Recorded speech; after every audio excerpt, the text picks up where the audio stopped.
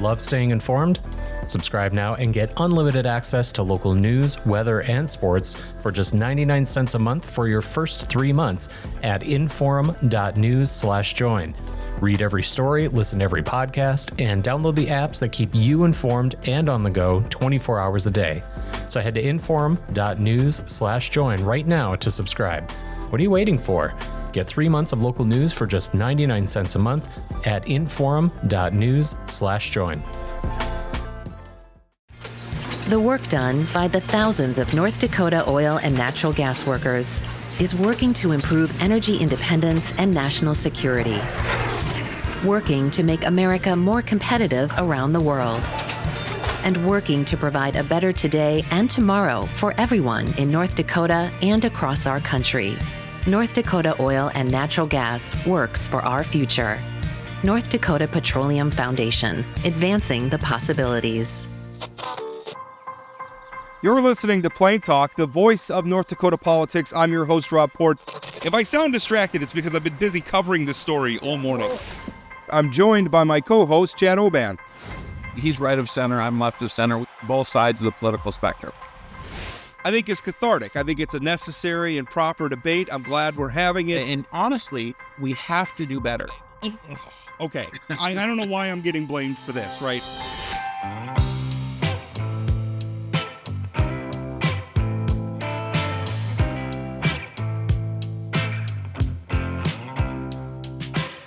Welcome to Plain Talk, where we are tired and grumpy today, or at least I am. Maybe Chad's not. I don't know. Yeah, you mentioned earlier that we need to go on a vacation. I just want to make it clear, tomorrow morning I'm on a plane. I'm going to see Pearl Jam and going to baseball games, so I'm going on a vacation. Whatever happens at the Capitol the last 2 days, let it be. Yeah, I'm going to grind all the way through Sine Die, because that's my job. But I'm tired. I am so ready for them to go home. There's so much going on, and it's not even policy. But anyway, we'll talk about it later. One actually really complicated discussion has been around campaign finance reform, and what frustrates me is that this is not a complicated issue. It shouldn't be a complicated issue, but it is. And there's a whole convoluted path that I could describe to you and take up half of our interview just describing how this issue got to the point where it's at.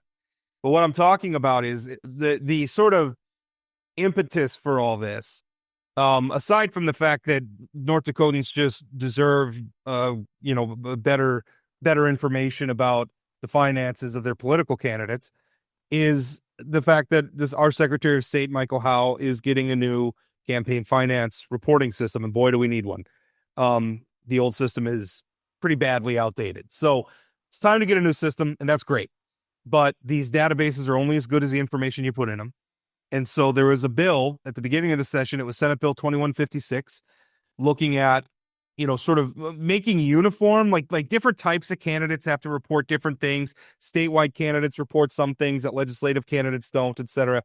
So the idea was to create some uniformity, which I think is a good thing, because I think on the back end that saves us some time and money just in everything's the same. And I think it avoids confusion with the public too, who don't read these reports all the time. So if it's the same sort of report for every candidate, whatever office they're running for, I think that's just a lot easier for the public. That bill went to the House, met a lot of hostility.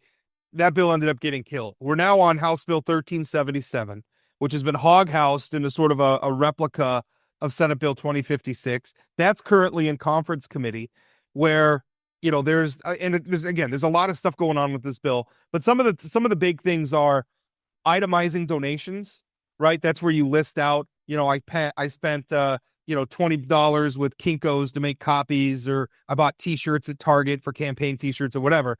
Itemization versus categorization. So itemization is a lot more detail. Categories would be, very broad. There is even like a miscellaneous category where some of the lawmakers were like, well, I'll just put everything in miscellaneous because I don't care.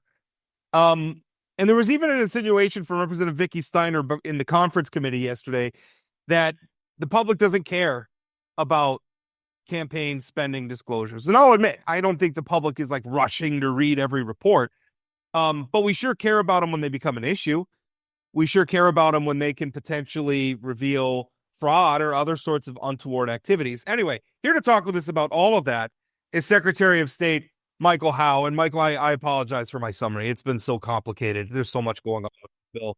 But there really is a fight, I think, to get more uniform reporting and more detailed reporting. And it's just running into a lot of resistance right now. Yeah, well, good morning, Rob and Chad. Thanks for having me on. Yeah, change is hard. You both have been around the legislative process longer than I have. Change is hard. And as I'm having conversation with other legislators, as they're hearing more about our new system that we're going to bring on board, if someone takes the time to hear what our ideas are, there seems to be less resistance. We are, as you said, in conference committee right now. I think we're going to have a good final product that will go to the House floor. And we'll have some of these same debates that we've had in conference committee on that House floor. But our office's goal since I took over 2.5 years ago now is upgrade some of our software systems. Included in that is our campaign finance system. But you put it exactly right. If you input garbage, you're going to have garbage out. So regardless of what, let's say 1377 dies a slow, painful death, and we do have the exact same campaign finance laws, next election cycle, we'll have a shiny new system. It's going to be a bright, shiny new car smell. The wheels aren't going to run very, very well either. So with campaign finance law, this is kind of the coding system for the software. And so it's a unique conference committee because you can't really negotiate and have that give and take, because then you're interrupting the entire system. And you're right, Rob. We want to make this more uniform. Right now, statewide candidates follow different policies than legislative candidates. There was a comment made earlier in conference committee, well, we're just a citizen legislator. I get it. I was a citizen legislator at one point in my life. I run a constitutional office that has a $30 million budget. My pals down the hall, they oversee $20 billion. So they're just as elected as anybody else. And I think if we're all following the same transparency mechanisms in campaign finance law, that's good for everybody. So I will tell you, I'm a little nervous about the new campaign finance system because I might be one of the 6 people who's used to the current system, and change is hard. But I will tell you, I hate our campaign finance laws, and I have for decades because of that. It feels like a section of code where people have been trying to fix things, and it's just confusing. And, statewide candidates have one set of rules. Legislative's a different one. Constitutional measures have one. It's just very, very confusing. So I would hope at some point we just do a whole rewrite of the whole thing and make it as clear as possible. And hopefully that's one of the things that comes out of this. But I am frustrated with the suggestion that the public doesn't care about campaign finance and transparency. The public does care about transparency. And the suggestion from legislators, Michael, you've ran campaigns. My spouse ran campaigns. If you're not tracking how you're spending your money, you're not running a very competent campaign. And it's really simple just to put, and in most cases, we're talking about $20,000, $25,000, $30,000 campaigns. We're not talking about $1 million campaigns. So I guess that's more commentary than a question. But with the new system, I assume even a citizen legislator would be able to put this stuff in very, very easily. I heard people talking about it like it's a QuickBooks sort of thing where you're simply tracking money in, money out. Yeah, and that's why I get really excited about the system. I'm not up here advocating for a change in campaign finance law to be mean and stick it to another branch of government. Our office's intent is to make this easy for the filer and for the public. And so you're exactly right, Chad. The intent would be you would input everything, and the system's going to do the work and math for you. Right now, anything under $200, you have to have your own separate notebook, own separate Excel spreadsheet. Everything over $200, you have to keep track of that. Then you have to input that. With our new system, you would input everything. The system's going to manage that for you. It's going to track your beginning balance, ending balance. It's going to separate. Now, this law says 250 or above, so it would keep everything under 250 hidden. Everything 250 would be disclosed. That's the really exciting part of our new system. It's going to make things a heck of a lot easier for the filer. One thing I've been telling people this is pretty modest change. We're not increasing the frequency of reporting. In your election year, it's still only three reports: your pre-primary, your pre-general, and your year-end. And in your non-election years, it's still only a year-end report. So this isn't going to be some massive undertaking. And if we're being honest, I think we can do more. But as we've all agreed, change is difficult. This is an incremental step forward, which will be, I think, a good way to move. I wanted to ask you a little bit about I haven't seen the system, so I'm just kind of relying on the descriptions of people who have. But it kind of sounds like it's like a portal, like you log in. I mean, we're all used to so much of stuff is just done in the web browser now, right? Online banking and things like that. So you just log in and it's like an accounting system right there. And you can just log in, enter your stuff as you go. Can you do it like from a mobile phone, things like that? I mean, is there an app or? Yeah, that would be the intent, have it a mobile function to do that. But really, everyone's got an online banking account. Right now, you're supposed to have, you can have your own personal family account with your own personal dealings, but you're supposed to have your own separate campaign account with only your campaign finances. Everyone has online banking. It would be taking what is on your online account and inputting that into our campaign finance system. And you could do that throughout the year, so you can track it right there in the system. And then when your pre-primary report is due, then there would be a button that says hit submit, and then it's available to the public. So again, we want to make this as easy for the filer as possible. And you guys all know Leanne Oliver in our office. She's been a stalwart with our election and campaign finance division.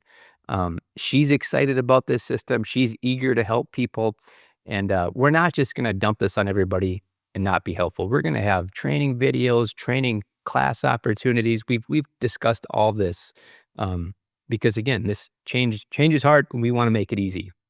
I also just think that, having been involved in tracking donations and spending money on a campaign, just tracking that in real time in the system, to me, will make it so much easier than at the end trying to take this spreadsheet and combine it in spreadsheet and then work it into the system. And, you have to sort all your individual $25 contributions to see if they got over that amount and what was the last date and all those things. To me, it just seems like you can do this in real time and hit a button. This is something that they should be begging for, from my perspective. Also, to avoid some of the anxiety that they're going to make an honest mistake. Right. It can be a little complicated. And then they get a phone call from somebody like me who's maybe going to write a story about it. Frankly, I don't want to write stories about people who just, because they messed up a spreadsheet or something. That's not, nobody's trying to hide anything. That's not a whatever. I don't think that's malfeasance. I just want to make it easier to honestly comply with our laws. And I roll my eyes a little bit. I mean, I'm the media, right? So, I mean, if I had my way, we'd have a report every week. Right. And not that I necessarily want to read it every week, but I think we can. I think it's that simple, but fine. We're going to have 3 reports a week. I'm just rolling my eyes like, oh, this is so hard. This is so arduous. A, you volunteered for the job. You want this job. You're running for this job. I don't think this is too much to ask. And B, we live in the digital age. Nobody's doing this with a quill and a pen, like Ebenezer Scrooge sitting at your little podium, doing your accounts. At least we hope that's not the case. Like it's the 18th century or something. I mean, this is not that hard. It boggles the mind how controversial this has been. Yeah, we've heard some discussions. The question why is there resistance? And we've heard some argument as, well, this is laying out your campaign plan, and whether it's during that election cycle or the following election cycle for re-election, someone will know exactly how you got elected. I'm going to pick on Representative Vedder. He's a friend of mine. He has laid that argument out to me. Representative Vedder isn't giving himself enough credit. Representative Vedder, I've been in Grand Forks with him as I've campaigned, as he has campaigned. Representative Vedder walks every sidewalk, knocks every door. Representative Vedder works very, very hard. It's not because he's got some sophisticated campaign plan. Representative Vedder is out there knocking doors and meeting folks within his district And that is why Representative Vedder has had success at the ballot box. That makes me laugh too. Like they're acting like they're state secrets in these campaign disclosures. And you're buying parade candy, right? You're buying t-shirts, you're buying yard signs, you're paying for a website or something. This is not, there's very little innovation that's happening with these campaigns. Unless you're doing something really sketchy, you're spending the money on paid media, you're spending the money on swag and that kind of thing and brochures, right? I mean, that's what you're spending money on. And the idea that somehow there's state secrets or my opponent will use this stuff against me, unless you're doing something really weird with that money or taking illegal contributions, there's nothing in this stuff that could be used in a campaign context that you can't already do. Like if somebody gets $100,000 contribution from some, oil executive or public school advocate or something like that, that's already in the report and can be used in a campaign. Like these details don't matter. Yeah, it was brought up in conference committee the other day about fraudulent, and I'm not accusing anyone of fraud. Of course. These are part-time legislators, as we've discussed. They all want to do the right thing. And our message from our office, this system's going to help you do the right thing. It's going to simplify it. It's going to streamline it. And it's really going to make your life easier as a candidate. And it's beginning that stage of leaving no doubt either. Yeah. You can see, I paid for television ads. This is what I paid for. I received this amount of money. This is how I got to the seat in the state legislature, which oversees a $20 billion budget. I wanted to, because the fraud issue did come up. And so from my perspective as a journalist, again, it's not that we read every one of these reports. It's just, you just don't know when this sort of public data is suddenly going to become relevant because of some turn of events or something gets revealed about a candidate and you want to go back and you want to check the record. Having access to this stuff is important. Now, one of the things we had a debate, and I think the 2017 session, I think, is when it finally got fixed, but North Dakota law used to allow, it was not prohibited for candidates to use donations for personal expenses. So if they wanted to pay their mortgage or buy themselves a boat or something with the proceeds from their campaign, that wouldn't have been illegal. Now we've changed that, but the problem is how in the world would we detect if we don't have beginning and ending fund balances, if we don't have itemized expenditures? How would we know? If anybody, because I can't just like open up their bank accounts and look, we can't do that. So how would we know? And sort of ancillary to that point, when I was listening to some of the conversation in the various committees about this, the miscellaneous category came up, and Representative Ben Koppelman, who's actually our guest later on the show, he said, essentially, if we're going to have a miscellaneous category, he said, I quote, I'll probably just use miscellaneous for everything.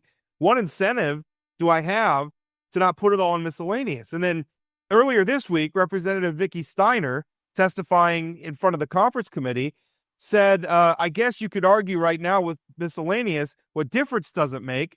If there was, any kind of problem with miscellaneous, there's no enforcement. Even the fines are not levied. So it's almost like they're talking about none of this really matters. None of the campaign laws matter because nobody's enforcing them anyway. Yeah, and it's hard to enforce it when you can't really tell. We have sent things off to collections and have collections deal with that. But, the beginning and ending fund balance, there was another point brought up in conference committee. I can't remember if it was Senator Barta that said this, but when you have, in a non-election year, a candidate could raise $100,000. Then you get to your election year, and that candidate spends $85,000, but then only raises 10 in that election year. In that election year-end report, it looks like you've got a deficit of about $70,000. But you'd have to go back and look at that previous year report, see, he or she raised $100,000. So if you're only looking at one report with no beginning or ending balance, it can be very confusing to the public that wants to see more transparency as how this person or individual became elected. So, and that, by the way, somebody on Facebook gets a hold of that, and maybe they don't do the legwork, and now you've got people throwing around spurious accusations that might have a perfectly reasonable explanation, but for the fact that the way we're doing the reporting now is very confusing. There's no beginning balances. There's no ending balances. It's hard to get a good picture. I've even fallen trap. I mean, as much experience as I had, I at times get confused by our reporting systems and report like a cumulative number that shouldn't be a cumulative number. It's hard. We could make this a lot easier. Well, and again, I think the conversation about ending fund balance and beginning fund balance means somebody had to point out your ending fund from one year would be your beginning of the next year. This, again, isn't complicated stuff where you're doing a bunch of different calculations. We did talk, mention there's not a lot of teeth in terms of enforcement. There are some increased fines in this bill as well, correct? Can you talk a little bit about that and who would be in charge of collecting those fines? Because I don't think you guys are a collection agency. Yeah, you're right, Chad. The fines are increased. Again, we're not talking about a $10,000 fine for missing a report, but they're very low as they are today. And I can't, got them listed here somewhere. I don't remember the exact dollar amounts, but it's like if you're 1 week late, I think the current law is $25. I think that increases to $100. If you're 2 weeks late, it goes to $250. Anything beyond that, it's $500. We will have in our system a notice of saying Chad Oban has not filed his report. He's 2 weeks late. He now owes $250. That was a provision in the House bill that was defeated, and they called it their public shaming amendment. That doesn't need to be prescriptive in Century Code. We can program the system to have that publicly disclosed of who's not in compliance. But our current practice is Leanne sends notifications out to everyone who has not filed, says you are now assessed this fee. And we try to retrieve it. We make phone calls, reach out to folks. And this is also, most of the time, it's previous legislators who aren't serving anymore. And they don't realize, oh, I still need to make a year-end report because I haven't indicated that I have a zero balance. As soon as you have a zero balance in your account, then you don't need reports anymore. But yeah, we send it off to collections and see if they can. Michael, how do you know if they have a zero balance if you're not tracking starting and ending? It's a very good point, Chad. Right now, for statewide candidates, we would. Legislative candidates, I guess we would not. Yeah, I get so delighted when you tell him we made a good point. Yes. Well, this stuff again, it should be common sense. The public does, by the way, care about this stuff. You know, especially again, something comes up where we're worried about, you know, like maybe a new way of raising money comes through, or a new interest, right, left, center, or otherwise enters the state, and they're throwing a lot of money around, and you want to find out where's it going, or maybe the candidates figure out a new way to cooperate with one another and start making their own donations to third-party groups or something to do it. You know, again, you know, and however we may feel about that, if we're okay with it, if we're not okay with it, we're not going to know what's happening unless it's disclosed. Well, and I was asked that question. Who's asking for this? Quite frankly, no one should have to ask for it. It should be an expectation. Yeah. And I think we're getting there. Again, we've got like 1 or 2 more conference committees on the docket, but I feel very confident that this will become state law here before we sine die. So before we let you go, just shifting gears really quickly, and I don't know a lot about this issue, but I think the governor just signed a bill that might have slightly changed the way ballots, vote by mail are accepted or not accepted. Can you talk a little? I know that there's some people, League of Women Voters, that are concerned about this. The governor signed the bill. Can you talk about that and what that change will mean? Yeah, absolutely. So that was House Bill 1165, which originated as our election cleanup bill. Had like 7 or 8 different provisions. Just like one was labeling a little initial box on your ballot, and now that's more prescriptive in the state law to identify who should be initialing that. It's the election judge. President Trump signed an executive order, I believe on March 25th, regarding elections. And in that executive order, it said all ballots must arrive by election day. Current state law in North Dakota, ballots can arrive as long as they're postmarked the day prior. They can arrive 13 days after the election before the county canvassing board meets. We went to the Senate caucus. They had the bill at the time. And I said, I want to create certainty within our election law, because this is going to go to court. And the last thing our office wants to have happen is the law changing in October of an election year. So I presented it to the Senate caucus. I said we could have put an amendment into House Bill 1165, or if you'd prefer, do a delayed bill. The Senate caucus, I think there's 42 of them, of the 47 members, said let's just put that amendment on House Bill 1165 and see if it goes through. It did. The presidential executive order exempted military and overseas voters. We crafted state law to make sure it exempts military and overseas voters. So Chad, I have seen the public discussion of maybe people who are dissatisfied with that. But North Dakota, you've got 40 days to fill out an absentee ballot and return it. Every county has the option of offering 15 days of early voting in person if they so choose. So as a voter in North Dakota, you can vote how you feel comfortable. There's several ways to cast your ballot. Something that's different right now, if you had an absentee ballot, you couldn't return it on election day because it would have to be postmarked. The new law allows you to bring your absentee ballot to the county on election day before the polls close to get it counted.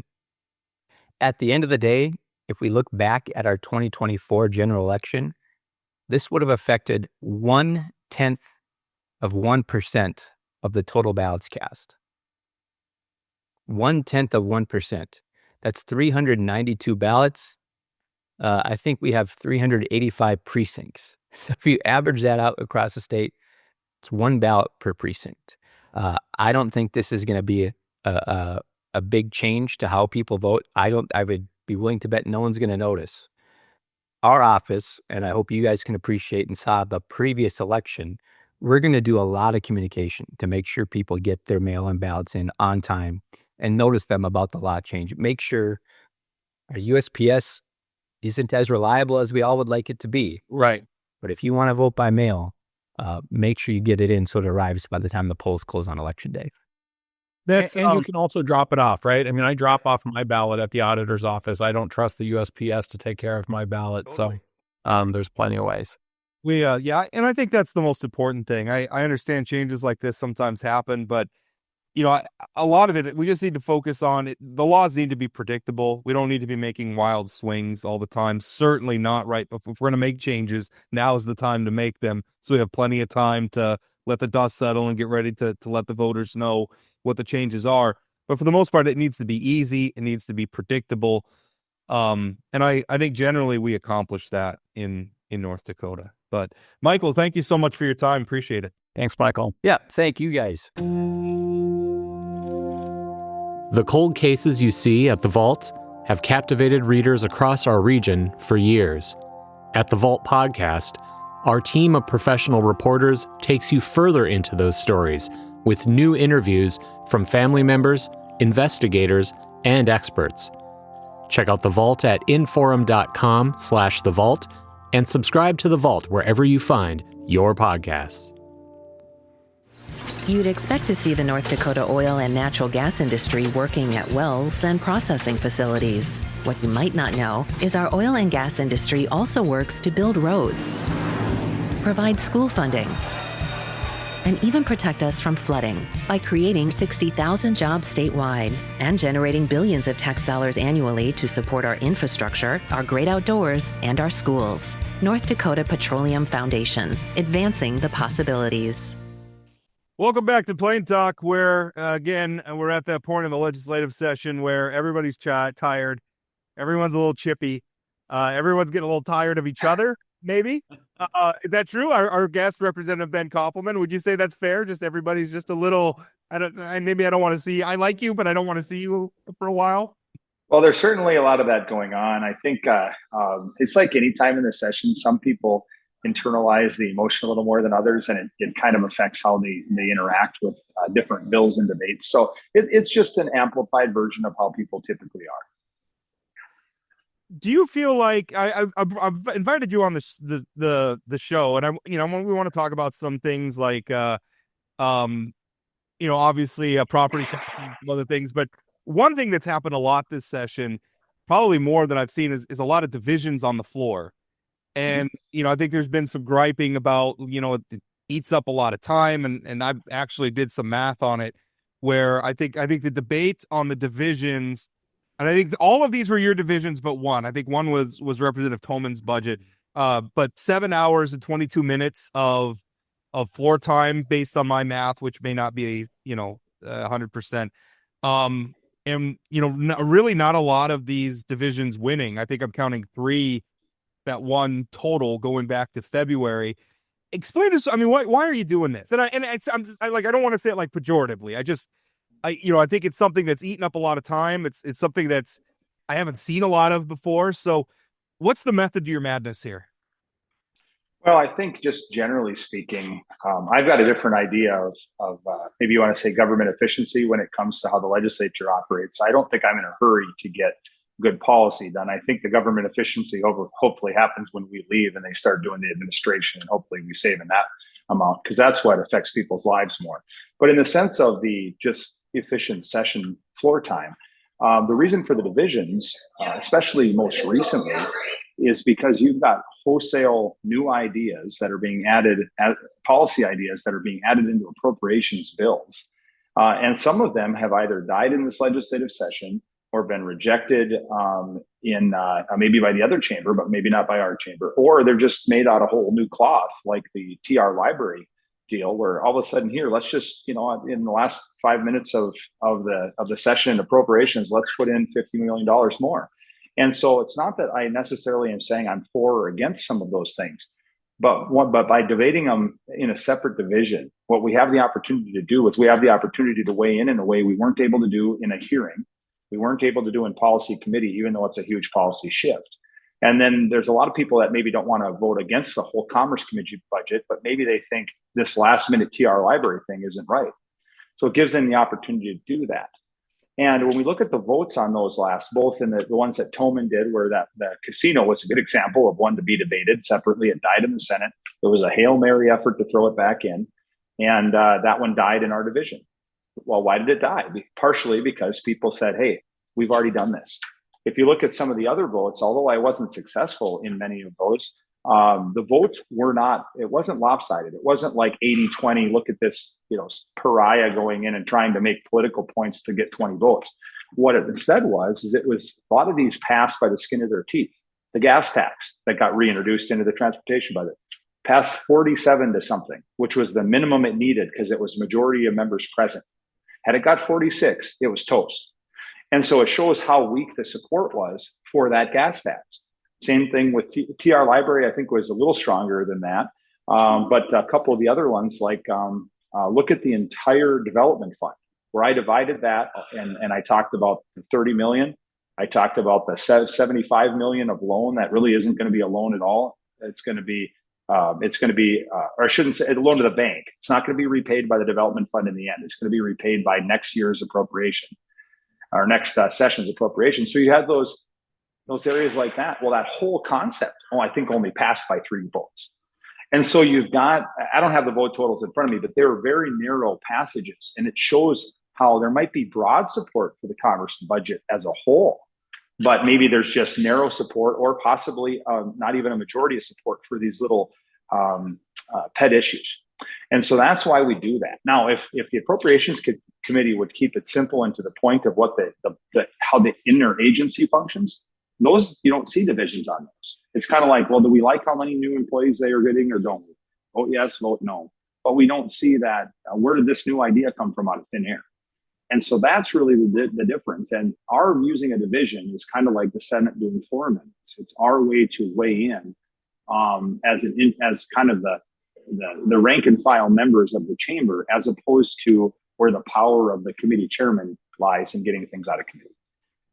Representative Koppelman, I got to tell you, I found the divisions a little bit annoying because it just I want you guys to get out of here, right?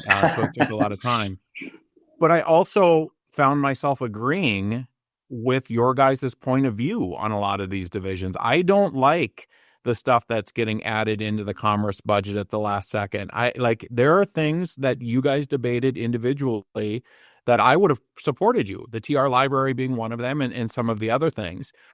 one of the things I feel like debating the divisions on the floor did influence the conference committee that's going on. I mean, a lot of the things that you opposed on the floor are now getting pulled out in conference committee.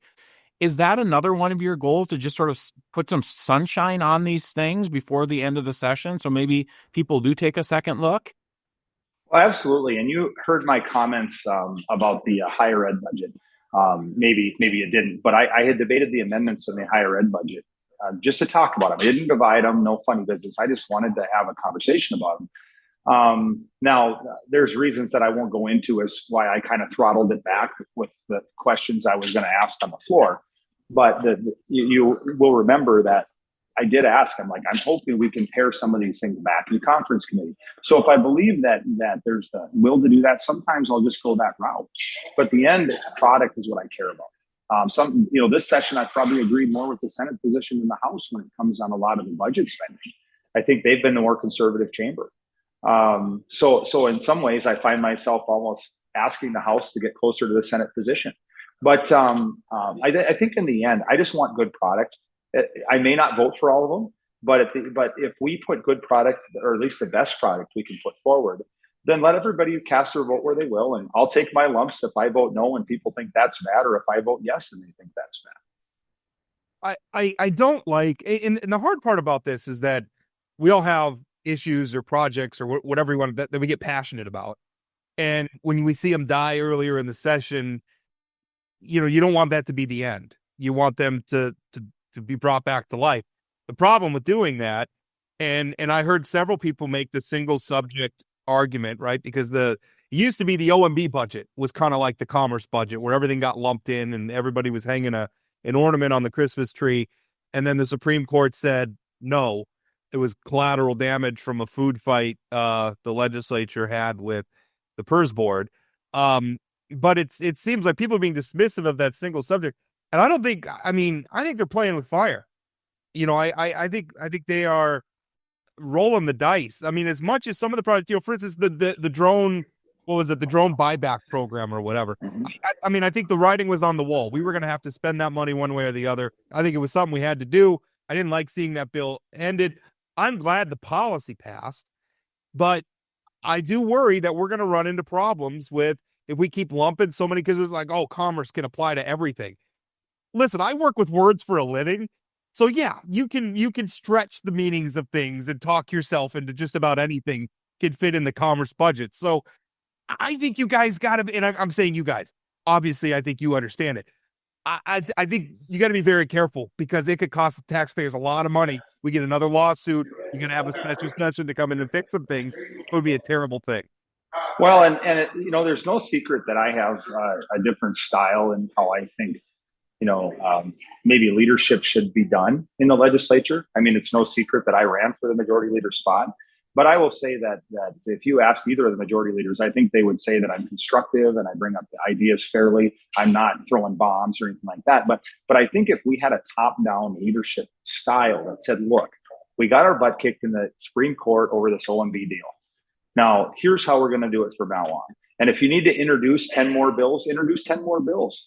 Just get it, honor the intent of both the Constitution and what the outcome of that lawsuit was. And I think we're getting there a little at a time. We're actually talking about changing House rules right now as it relates to appropriations bills and policy and things. Now, that's not been passed, but that's in the discussion right now. I was in a Rules Committee meeting this morning where that was discussed, and one of the policies will at least move forward to be discussed by the full House caucus. So the idea that appropriators like to put policy into appropriations bills and policy committee members like to put appropriations and policy bills, and the complaints about those things is about as old as the tale as old as time. And it's sort of I feel like Cicero was making policy amendments to budget bills in Rome.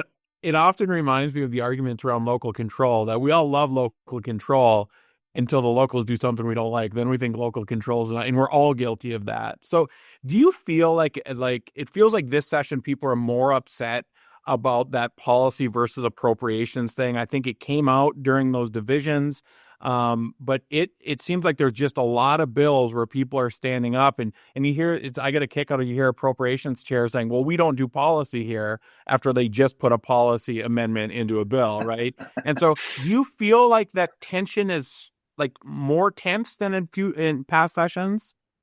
I think, to be honest with you, me bringing it up in the divisions and Toman as well, it's just on the surface now.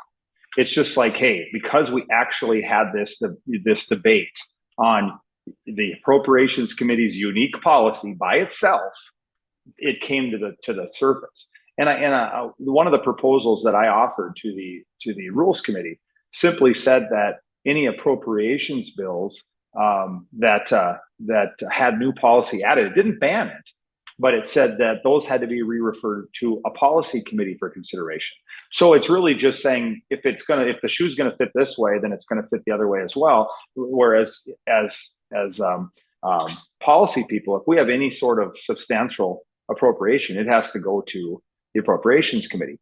And so is it bad for there to be appropriations and policy bills? Absolutely not. Honestly, I like it when the policy and the appropriation are together. I think that's very transparent. But then it has a two-step process already. So that process isn't broken. Where we have the portion that doesn't kind of meet the grade is when the policy ends up in the appropriations bill and then never sees a policy hearing, never sees a policy committee. And that's where we can improve the transparency. Because if we take this, let's just say the TR library, we take that brand new thing. Let's say that was sent over to, I don't know, IBL committee or Government Ventures Affairs or some other committee like that. And they decided to have a hearing, even if it's relatively quick, we have remote testimony and all that. Then you can say, hey, this didn't get a hearing in its own bill before, but because they thought it was so important to put it into a budget, we had a policy committee hearing. And at the end of that, we said, yeah, it should happen, or no, it shouldn't. And then we kick it out. I think it's fair to have it work both ways.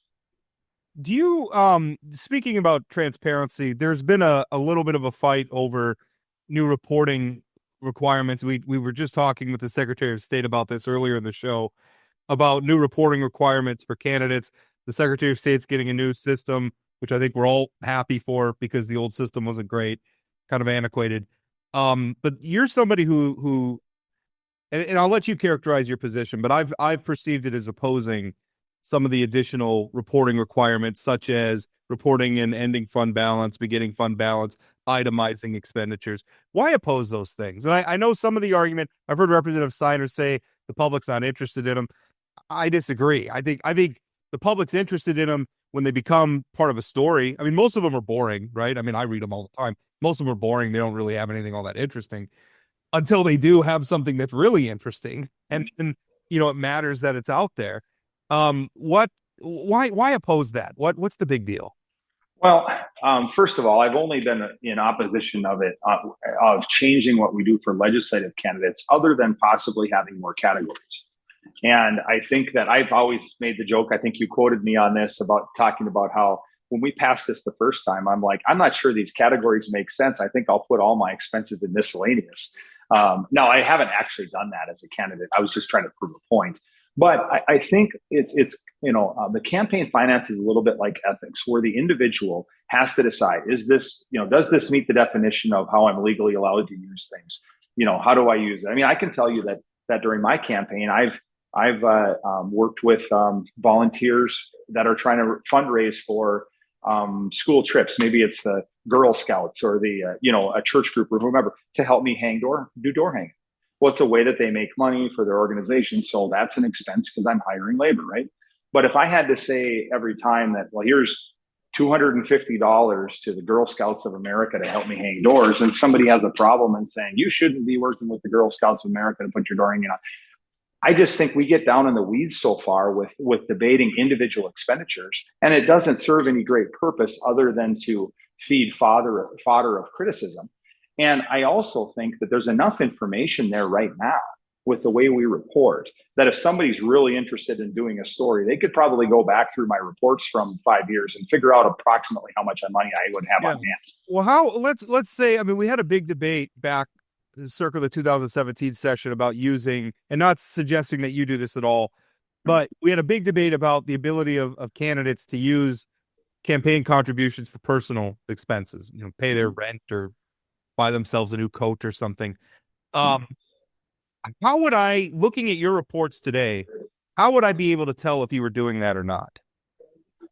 Well, I would be putting it under a category. Now, the miscellaneous one is probably the biggest hassle there. But if I said that this was for travel, and you're saying, well, does that mean you on a vacation to Jamaica travel, or does that mean you traveling around the state to do it? Right. Or I'll throw another one in there. Does it mean I'm traveling to a conference I'm interested in going to? Maybe I don't want to do that on the public side. I'm a big gun guy. Maybe I want to go to an NRA conference because I care about such things. Well, that certainly is in bounds. It's a political type thing, but some people might go, "Oh, we think that's okay. a junket or something." I'm like, really? I mean, have you ever looked at what I introduced for legislation? Getting criticized comes with the job. It comes with my job as well. But I'm just wondering, how would I be able to tell? Because if you wanted to use some of your campaign funds to go to a policy conference that you felt was important, maybe some people would object to it. I personally wouldn't. But how would I know that? I think just about everybody would object if you used it to take a vacation. How would I be able to tell which is which?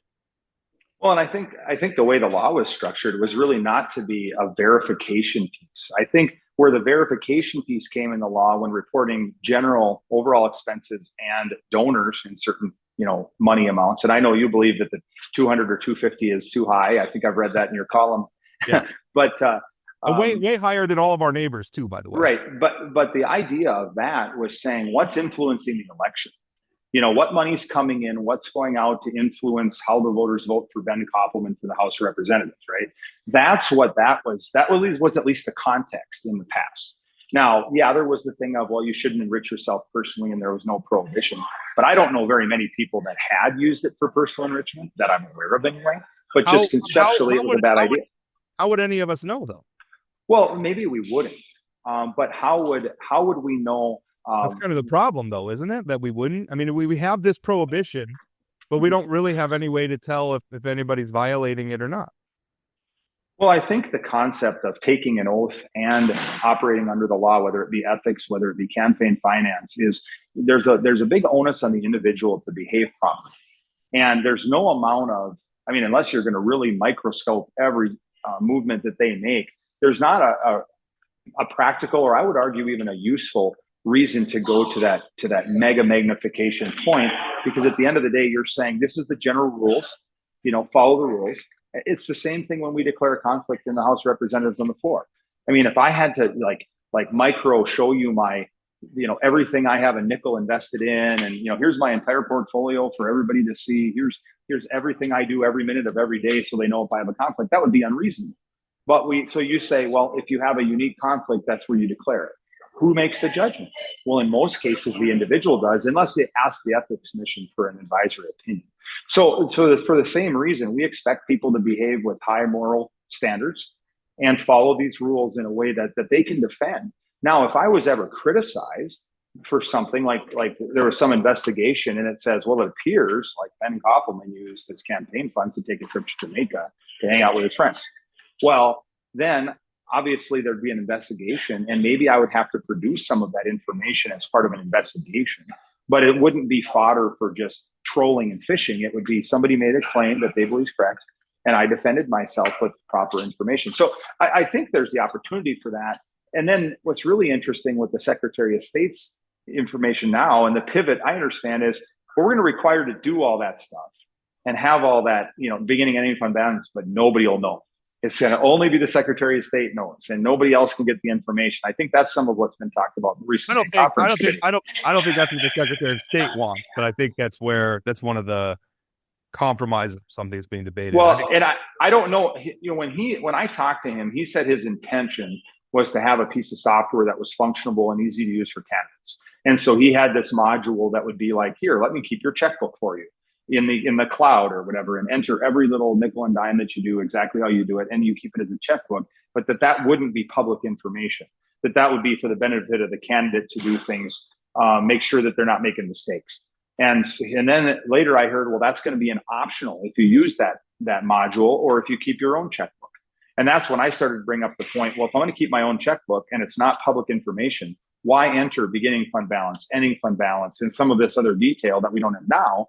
Because it's not of use to the public if it's not public, and it's not of use to the module if I'm not using the module. And so that was the case I made, and that's why the House did not pass a version that had that in it, I think, based on my argument. So I would just say, I, for the life of me, Representative Koppelman, I can't figure out the sort of the fear of not being more transparent, like what the harm is. But I don't want to spend all the time on campaign finance. Although Rob and I are very interested in it, I'm not sure with all the stuff going on, we should spend too much time on it. I want to talk about property taxes. You obviously had some ideas at the beginning of the session that are not still alive. We've got, I think, 3 property tax bills left, 2 that are just sitting in the Senate, and then the debate around skin in the game. I think Rob and I have talked a lot on the podcast about not understanding the politics around the support of skin in the game. Because why would you not want to give the full benefit to the people with the homes that are worth the least amount of money? I cannot believe this is not done yet, Representative Koppelman. What is the holdup? How do you see this going? Why don't we have property tax relief and reform done yet? Well, I think one of the problems is the bill that was the leader, kind of the heir apparent, Nathan's bill. It was the wrong approach from the get-go, and now we're figuring out why there's all the problems. There was a lot of suggestions. Lauser's bill, for example, all properties benefited this, and they had that removal of mills to whatever degree that we would approve. My bill would have reduced everybody's property tax by 70% if you're a primary resident, and by lowering it to 60% in the bill language, I could have matched the same money as what was proposed by the House in 1176. So in mine, you would have had everybody would have got 60% of their primary residence. Or in Nathan's, some people pay 0 and some people still pay 80 to 90% of their taxes.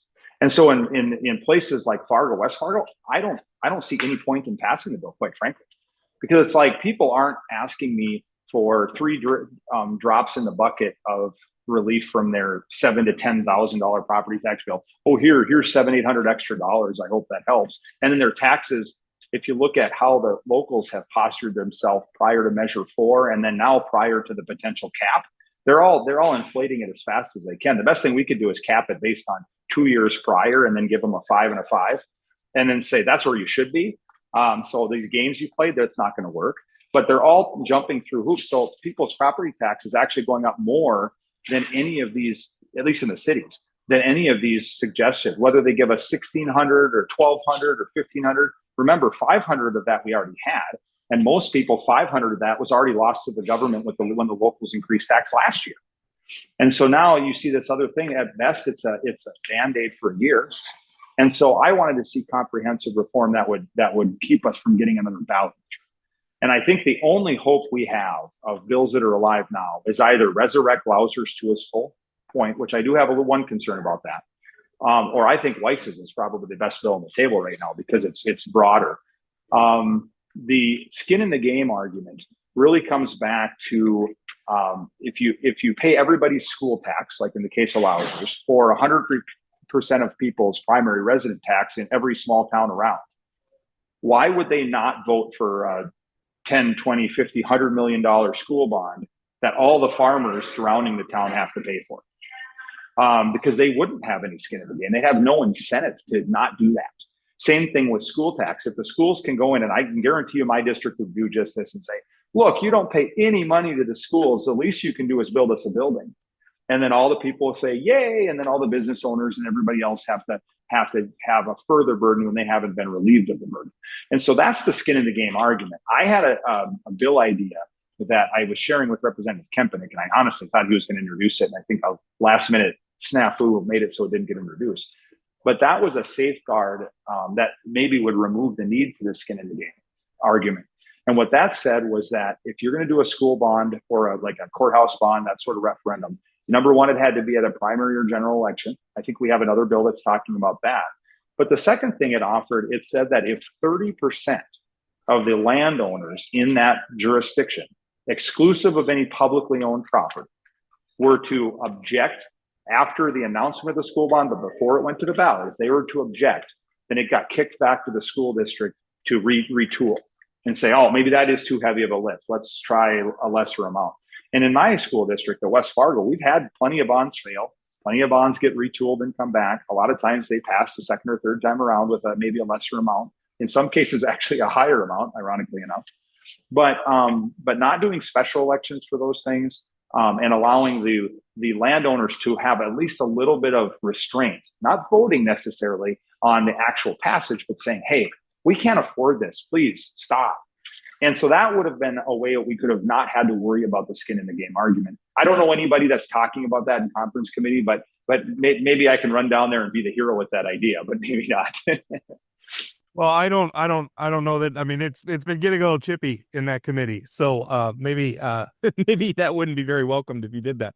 I think we're getting another ballot measure regardless. I think that the politics around it, there's a group of people that just aren't, for various reasons, some having to do with ego and ideology and everything. I think we're getting one or the other. The question is going to be how much public support it's going to have, and I think that's going to be a product of how satisfied is the public with what the legislature produces. I think 1650 is enough. I think the skin in the game is where I think if they keep the skin in the game in there, we're getting another. I think that would be a terrible, terrible mistake. And I don't buy the idea that. I mean, again, when we're talking about agriculture property, business property, these are revenue producing properties. What we're trying to target is the primary pain point, which I believe is people's primary residences.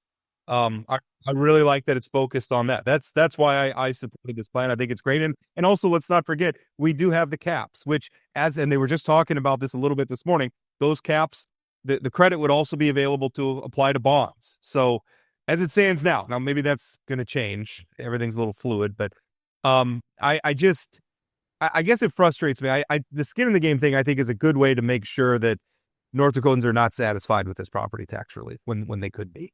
Well, but remember, this plan was pitched by the governor as a path to zero. It was kind of like how Burgum patched the income tax, right? And what's happened with the income tax? We made the first big step as path to zero, and now certain people got 100% relief. And all of a sudden they're like, oh, we don't need any more, income tax reform. We've got enough. Well, what happened to the rest of the path to zero? Oh, we're good. And I think that you're going to have some rural communities, if this was, say it was 1650, where nearly the entire community is paying zero on their house. And then you're going to have communities like mine in West Fargo, where I think the average price house is around $400,000. And after the $500 credit last time, the average property taxpayer, excluding specials, which we use a lot of, by the way, was 1.1%. So that means that they're $4,000-ish, a little more, after the $500 credit. So of the 1650, they're only netting the difference. So they're getting another 1,100.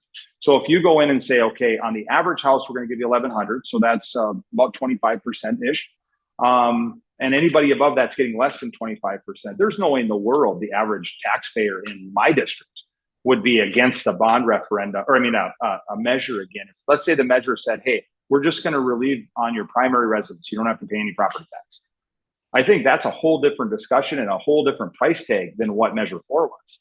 And so if you take the promises after Measure 4 that fell short, and then you take the fact that the price tag's way less, I think there's a significant chance that would pass. And to be honest with you, at this point, if that's all we're going to do for property tax relief is this 1,600 or 1,400 or whatever we settle on, I'd probably be on the sponsoring committee. Not because I want to undermine the legislature, but enough's enough. I mean, how many more second chances is the legislature going to get? I think you're dismissive of 1650. I mean, I don't think it works out that way, but maybe I'm wrong. So one last question, Representative Koppelman. When are you going home? When are you guys going to sine die? I've heard Friday. I've heard late Saturday. What's your prediction? Some people have said you're coming back next week. I don't think we'll come back next week. If you look at any legislative history, if you come back next week, you're going to be here for 3 days. I mean, that's just the old history.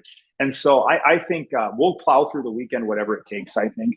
My original prediction, I think, was late Friday night when I did my little sine die poll thing. Because if maybe I should have gone early Saturday morning, but I think I did late Friday night, if I remember right. But I think it depends on how we're defining that. Like the late Friday night can become early Saturday morning if you stay late enough. I don't know if you listen to the floor, Rob. Representative Hoverson did explain the AM/PM difference to the whole chamber. Well, yeah. Yeah, I always, it's kind of like the people that say there's a 6 o'clock in the morning. What are you talking about? But no, I think that I think we're at late Friday night, or sometime Saturday morning would be my best guess. We got to run Representative Hogerson's pool by the authorities and see if that sort of gambling is. Actually, as he was talking about that, I was thinking, oh my goodness, I'm not sure we should be talking about office pools on the floor of the House. I should say no money exchanged. No money exchanged. Yeah. Well, I mean, I guess he was trying to make it clear that this was not one of those type of office tools where money's exchanged. Unlike the Rick Becker era. No, I'm just kidding. Yeah, I tell you what, if those kind of pools are illegal, we should change the law. We should. Yeah, silly. Representative Koppelman, thank you so much for your time. Appreciate it. Thank you. Take care. Thank you. Hey, friends, we've got a new way for you to participate in the show. You can now call us or text us with your questions, comments, or anything you want us to discuss on Plain Talk. Just give us a call or shoot us a text message at 701-587-3141. That's 701-587-3141. It's super easy. Leave your message, tell us your name and where you're from, and we might feature it on an upcoming episode. Thanks for listening to Plain Talk. Now let's get back to today's episode.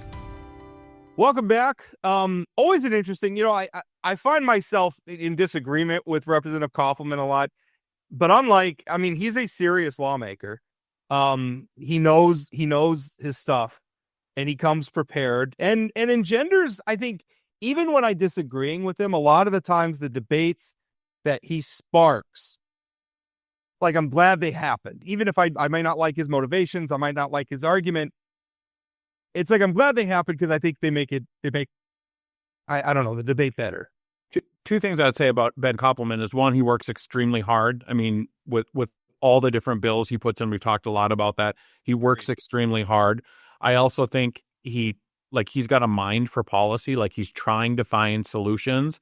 I also think he's pretty good at times of confidently stating things in a way that makes him seem like he knows what he's talking about, even maybe when it's a little squishy if he knows what he's talking about. But it's always a good interview. Oh, he is. I was not persuaded, though, by his arguments against itemizing campaign contributions. No. Fundamentally, the thing is like, I don't think people care about those reports most of the time. Like, people open them up, someone's buying candy for a parade, or they're spending, whatever. Most of them don't get that much attention. I read a lot of them. They're mostly boring. The problem is they're boring until they're not. And sometimes you may look at something and you may not recognize a contribution or its expenditure or whatever as significant until maybe a year down the road. And then you can go back and check the record and say, oh my gosh, they were all doing this, or you can connect dots and use the data.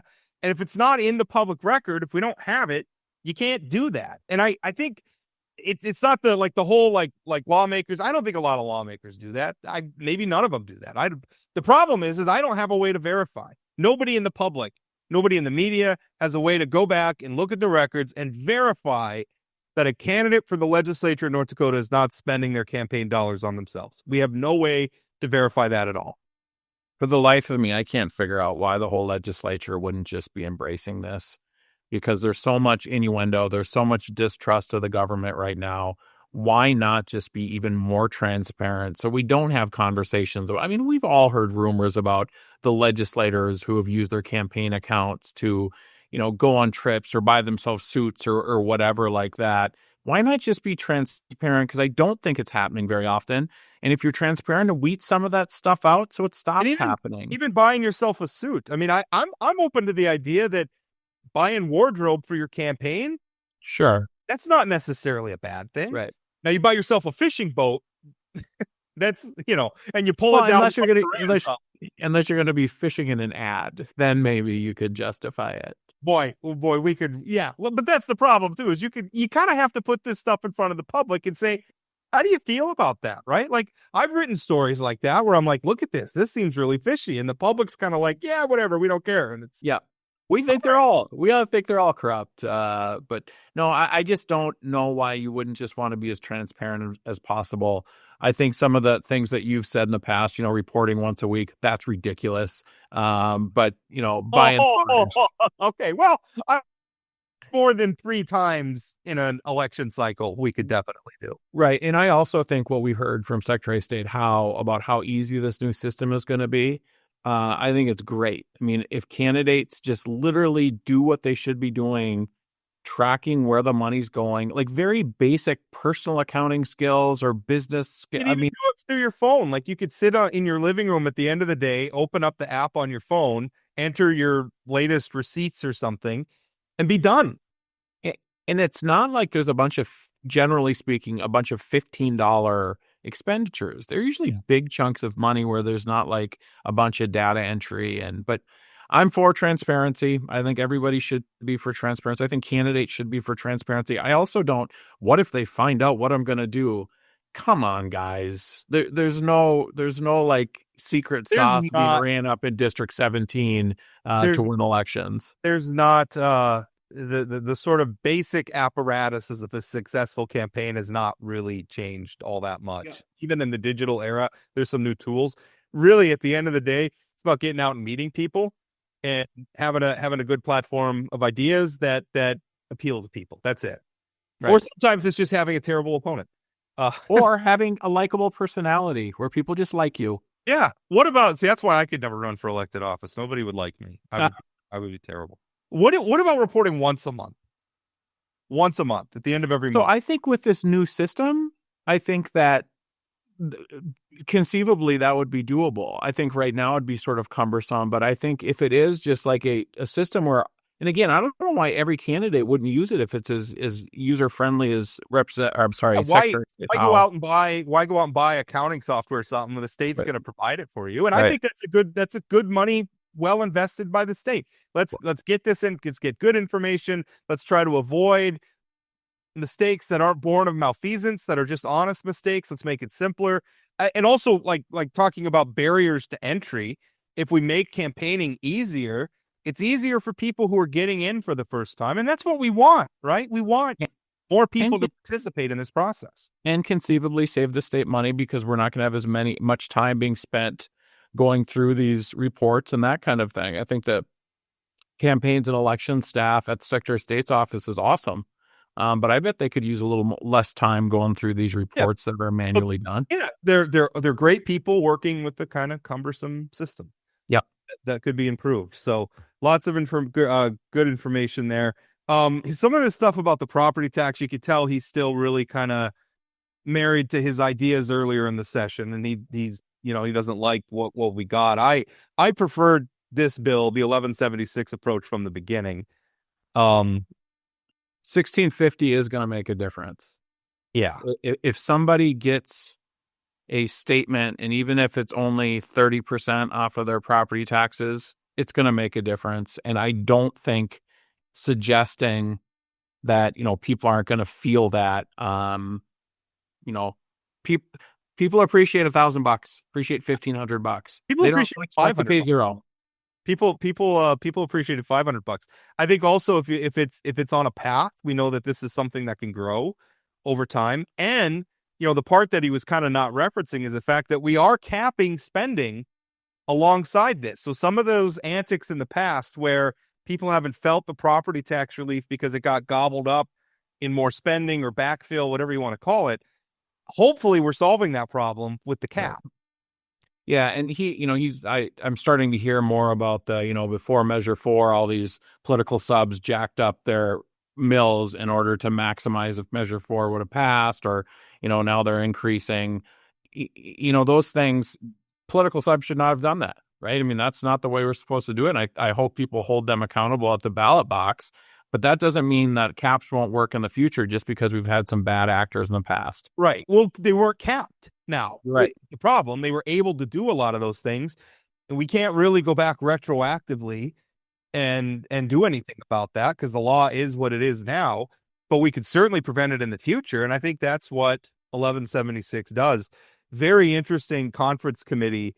It's a little chippy in there today as I was watching Senator Weber, who's the chair of the Senate Finance and Tax Committee, and was, it was Senator Hogue's amendments, but Senator Weber introduced them for the skin in the game, and Weber just stands strong. And I understand what he's doing. Senator Weber's a great person.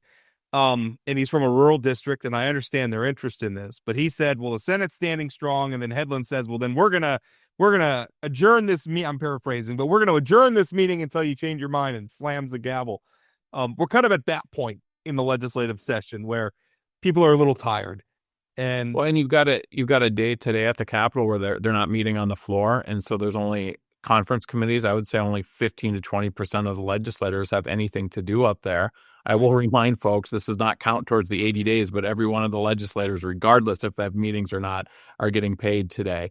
I don't like these little games they play in order to get to the 80 days. I think it's, especially at this point in the game, get the work done. I think there's no reason they don't get the work done this week.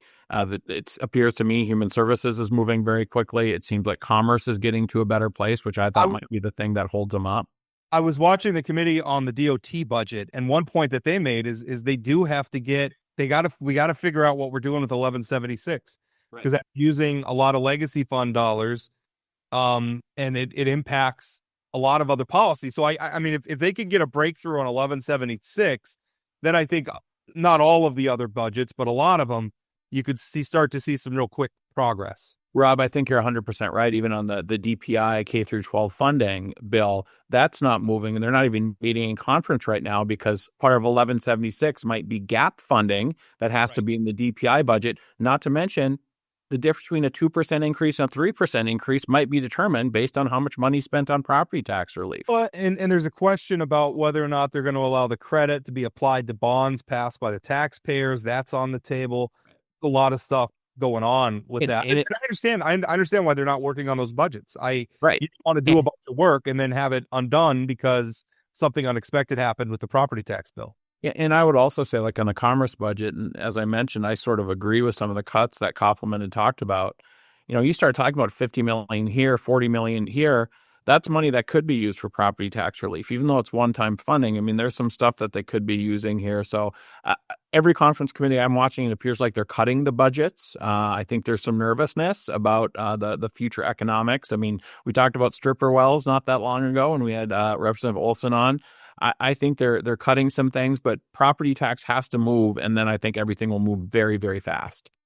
So do you think, what did you think of his prediction? I kind of feel like Saturday might be it. I feel like I may be at my desk at like 1 o'clock in the morning Sunday, but I feel like that Saturday session is going to end. Yeah, the one thing I 100% agree with is if they break and take like Saturday or Sunday off, then come back on Monday, they're here until Thursday. I think they got to, at this point, just keep working till you're done. Right. Get it done and don't send people home. And I mean, if I lived in Grand Forks or even Minot or something, I don't want to drive home again and back again.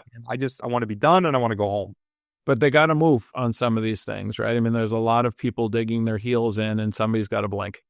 Who's going to blink on? I mean, the big one is skin in the game. You predicted before you think the Senate. You still think the Senate. I can't figure out like although I couldn't figure out exactly. Koppelman seems to like the skin in the game, which sort of surprised me a little bit. I mean, based on his. That surprised me too. But there's also, I mean, that's factions as well. He and I think he's Nathan a little salty. He and Nathan had some conversations on the floor last week about the Commerce budget. They did, and I think he's a little salty that it's not his bill, which again he put a lot of work into. I understand it, but no, I still think the Senate blanks. But I don't know. I wish they could find some middle ground on the.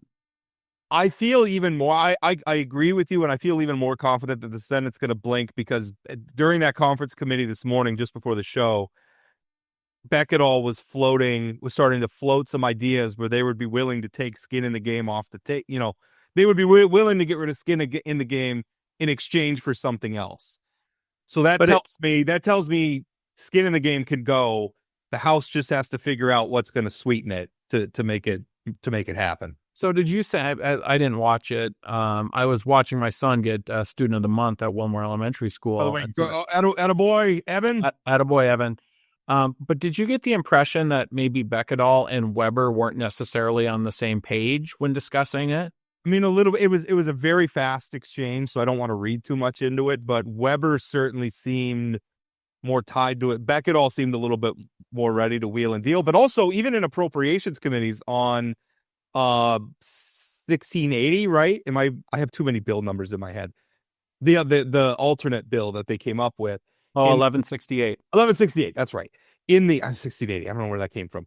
In the appropriations committee meeting about that, he was even, you could hear Beckett all kind of start to say, well, maybe we need to give. And yeah, it was Senator Thomas and Senator Dever and some others that kind of pushed back on him. Beckett all definitely seems willing to play ball, but Beckett all doesn't necessarily speak for the whole Senate, obviously. So yeah, it's going to be and then you still have the Weiss bill that's sitting in Senate Finance and Tax, right? I mean, there's all these different sort of games. Headland was a little spicy about that too, about you just holding on to that bill. You're just going to let it sit there forever. So he was a little. I will say, Craig Headland runs a good conference committee. I mean, he doesn't, like, he lets good conversations, but when it's time to be done, he's done. Yeah. Appreciate that. Very efficient. All right, we're going to put a pin in it there. We have a secret coming up on the show, which we're not going to tell you about until it happens on the show. Is that the fact that Aaron Oban's sitting in for me on Friday, or is it a different secret? That's not a secret. That's a lot of fun. Okay. But that's not the secret. There is a secret coming up, and it is going to be a lot of fun. It's going to be very cool. I'm very excited about it. But most of the our listeners won't find out about it until it happens, because we're not going to promote it. All right. That's it. Remember, also, you can always, where's my sheet here? I don't have our call. Is this where you want me to fill in? Yeah. While you figure out what our call-in numbers are. You got it? Or you want me to keep talking? I don't know where they're at. What a professional operation we're running. I know. Chad, I am so tired and borderline misanthropic right now because of this legislative session. I am completely scattered. I'm going to give you some personal advice. Stay off of social media for the next week. Yeah. Just stay off of it. I don't read that much of it to begin with, but the problem is people send it to me. I know. They're like, look at what so-and-so said. Look at this. And I do appreciate that, but it sucks me in, and I kind of don't want to be sucked in. I don't care. Somebody on social media thinks I'm an a-hole. Oh, okay. I don't know what you want me to do with that.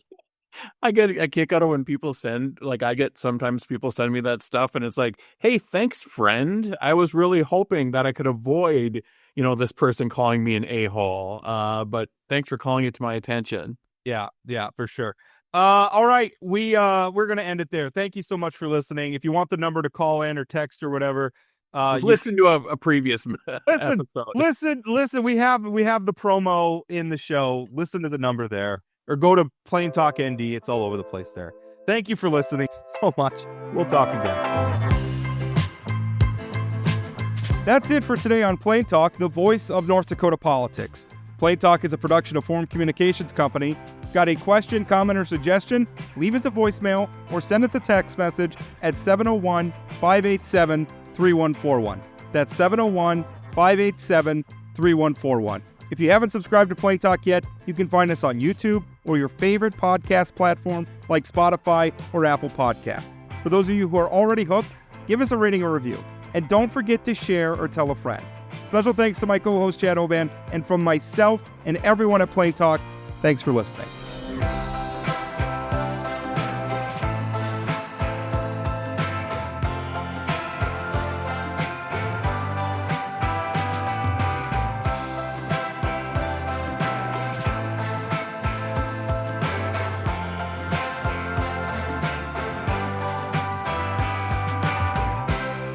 This is not that hard. It boggles the mind how controversial this has been.